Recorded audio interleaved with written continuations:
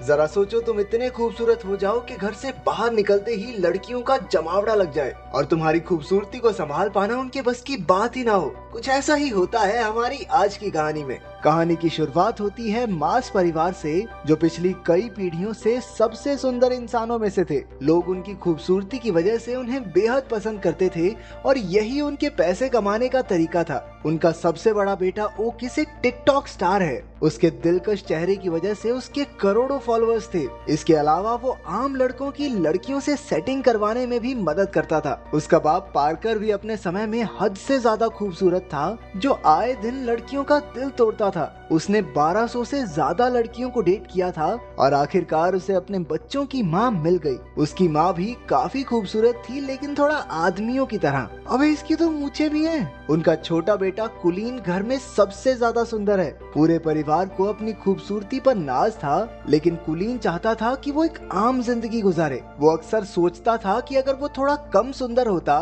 तो हर बार बाहर निकलने पर उसके पीछे लड़कियों की भीड़ ना पड़ती। उसके सुंदर चेहरे की एक झलक देखते ही लड़कियां पागल सी हो जाती। किसी की नाक से खून बहता तो कोई अपने बाल नोचकर इधर उधर कूदने लग जाती। नतीजा ये हुआ कि कुलीन की आज तक किसी लड़की से बात तक नहीं हो पाई थी। वो ज्यादा बाहर नहीं जाता था और अब तक घर से ही पढ़ रहा था। कुलीन के पास अपनी मछली के अलावा बात करने के लिए कोई भी नहीं था। वो अकेला ही पत्ते खेलते हुए मछली से बातें करता रहता। उसके इस बर्ताव से उसके परिवार को काफी चिंता हो रही थी। ओकिस कई बार उसे सुंदर लड़कियों की तस्वीरें दिखाकर पंप देता कि जा भाई, दुनिया में लड़की लड़की पटा, क्या कर रहा है तू।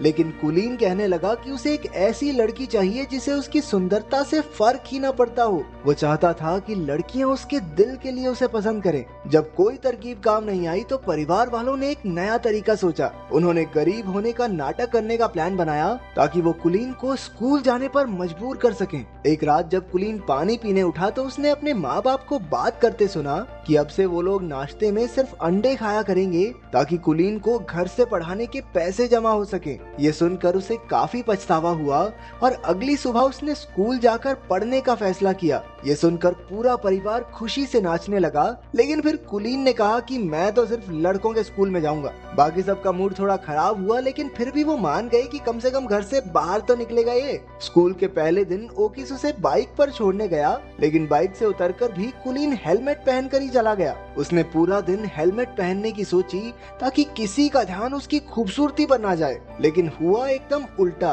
क्योंकि हेलमेट की वजह से सारे बच्चे उसे ही देखने लगे। उसे परेशान करने सिडी नाम का एक लड़का और उसके चेले आ गए। जब टीचर आई तो उसने कुलीन को हेलमेट उतारने को कहा। ना चाहते हुए भी कुलीन को अपना हेलमेट उतारना पड़ा और सबने उसका दिलकश चेहरा देख लिया। इसके बाद तो टीचर सीधा हॉस्पिटल में पहुंच गई, क्योंकि कुलीन को देखते ही उसकी सांसें थम गई थी। कुलीन सीधा घर की ओर भागा, लेकिन बदमाश लड़कों ने उसे रास्ते में ही पकड़ लिया। उसे स्टोर रूम में लाकर वो लोग सुपर हीरोज की तरह अपनी पहचान बताने लगे। ये तीनों पिछले 3 साल से स्कूल में पढ़े थे, क्योंकि सिटी को बस बीबीएम स्कूल की सबसे सुंदर लड़की अमेंडा के साथ ही पार्टी में जाना है। अमेंडा सिर्फ सुंदर लड़कों की बात ही सुनती है, इसलिए उन्होंने कुलीन को अपना डाकिया बनाने की सोची। फिर उन्होंने कीबो नाम के एक शरीफ लड़के को धमका कर उसका साथी बना दिया। कुछ देर बाद कुलीन प्रिंसिपल के पास इन बदमाश लड़कों की शिकायत करने पहुंचा। प्रिंसिपल बेचारा खुद ही अपने बेटे की वजह से परेशान था। वो उल्टा कुलीन से ही कहने लगा कि लड़की पटवा दे भाई इस बावड़ी बूथ से,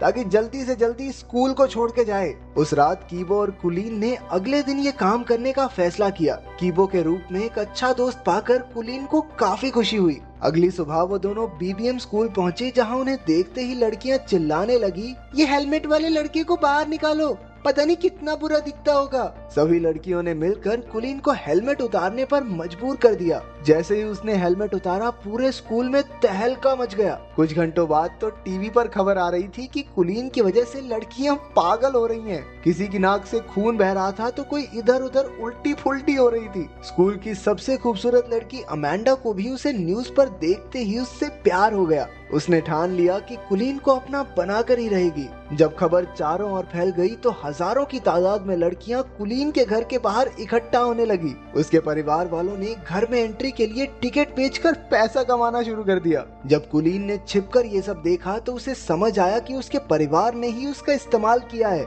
जब उन्होंने उसे कॉल करके घर पर वापस बुलाया तो कुलीन ने लौटने से साफ इनकार कर दिया। और तो और इतनी सारी लड़कियों की वजह से अपनी मछली की बुरी हालत देखकर उसका दिल और टूट गया। अब वो एक बिल्डिंग की छत पर उसे ढूंढ रही लड़कियों से छुपता फिर रहा था। अचानक एक लड़की ने पीछे से आकर कहा, छलांग वलांग मारने का तो प्लान नहीं है ना तुम्हारा?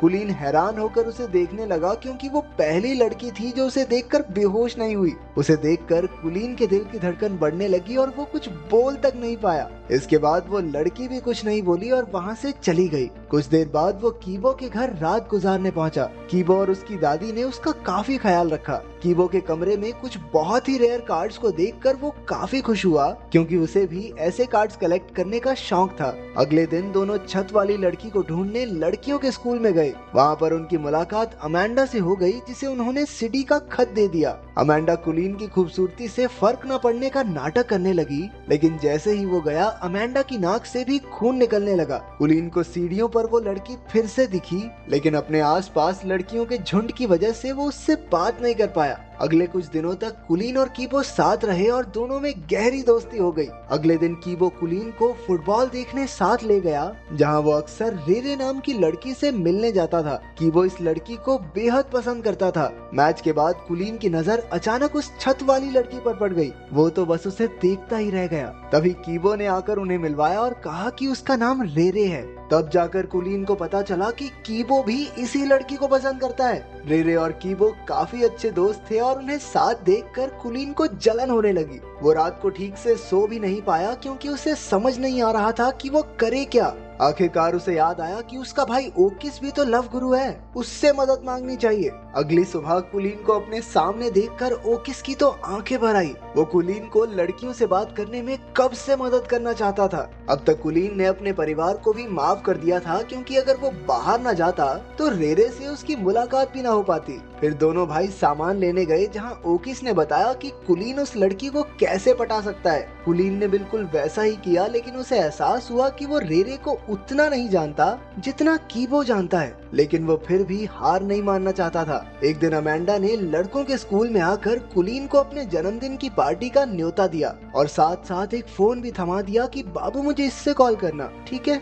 फिर शाम को कीबो, कुलीन और रेरे घूमने गए। वहाँ कुलीन समझ गया कि रेरे भी कीबो को पसंद करती है। उन्हें साथ देखकर उसे जलन महसूस हो रही थी। बाद में कीबो के जाने पर उसने सीधा रेरे से पूछ लिया कि क्या वो कीबो को पसंद करती है। पहले तो रेरे नहीं मानी, लेकिन जब कुलीन ने झूठ कह दिया कि कीबो तो अमेंडा से प्यार करता है, तो अचानक से रेरे का मुंह उतर गया। अब ये साफ था कि रेरे को भी कीबो पसंद है। इसके बाद घर लौटकर कुलीन ने अमेंडा को फोन करके उससे कुछ मदद मांगी, और वो तो कुलीन के प्यार में कुछ भी करने को तैयार थी। फिर अगले दिन अमेंडा के बर्थडे पर कुलीन और कीबो दोनों पहुंचे, तो अचानक से अमेंडा ने कुलीन को छोड़कर कीबो पर ध्यान देना शुरू कर दिया। वो उसे खींचकर साइड में ले गई और तभी रेरे भी पार्टी में आ गई। रेरे की नजर अमेंडा पर पड़ी, जो कीबो को किस कर रही थी। ये देखकर उस बेचारी का दिल टूट गया और वो वहाँ से भाग निकली। उसके पीछे पीछे कुलीन ने भी जाकर अपने प्यार का इजहार कर दिया। रेरे ने जवाब दिया कि वो तो उसे सिर्फ दोस्त ही समझती है।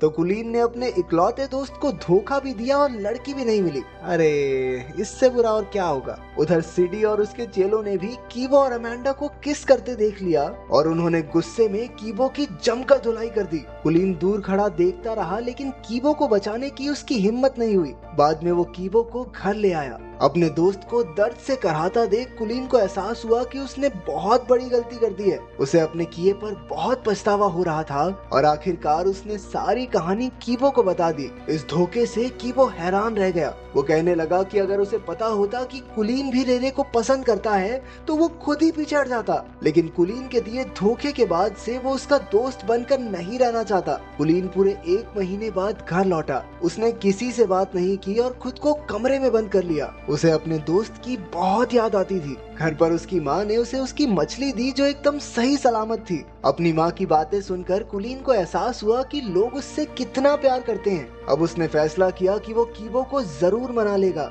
अगली सुबह उसने रेरे को जाकर सब सच बता दिया। इसके बाद उसने कीबो के पास जाकर उससे माफी मांगने की कोशिश की। तो पहले तो कीबो नखरे मारता रहा, लेकिन बातों बातों में कुलीन ने कीबो से बुलवा लिया कि वो रेरे को कितना प्यार करता है। बाद में पता चला कि रेरे फोन पर सब कुछ सुन रही थी। आखिरकार उन दोनों के बीच की गलतफहमियां दूर हो गई थी। कुछ दिन बाद सब डांस पार्टी में गए जहाँ कीबो की पार्टनर रेरे थी और कुलीन की पार्टनर अमेंडा। आखिरकार कुलीन और अमेंडा को डांस के किंग और क्वीन का खिताब मिला। जहाँ एक और सारी लड़कियां उसे स्टेज पर देखकर पगला रही थी, वहीं उसे एक लड़की की आवाज आई कि इतना भी अच्छा नहीं दिखता ये सुनते ही कुलीन का दिल एक बार फिर से जोरों से धड़कने लगा और उसकी नजरें इस अनजान लड़की को ढूंढने लगी। तो अगर एक दिन के लिए तुम इतने खूबसूरत हो जाओ तो तुम क्या करोगे, कमेंट्स में जरूर बताना।